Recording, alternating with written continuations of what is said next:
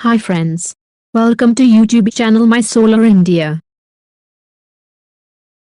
India set to cross 100 gigawatt renewable energy capacity mark in year 2020.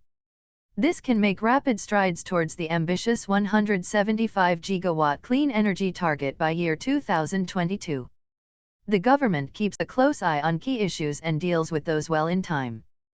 Earlier this year, several new programs such as PM KUSUM Solar Rooftop Phase 2 development of ultra-mega renewable energy power parks have been introduced to promote renewable energy sector in India. India added 2,043 megawatt wind power capacity in the first 11 months of the current financial year 2019 and 20 as against 1,480 megawatt added last financial year. Wind power capacity installed in year 2017 and 18 stood at 1,865 megawatt.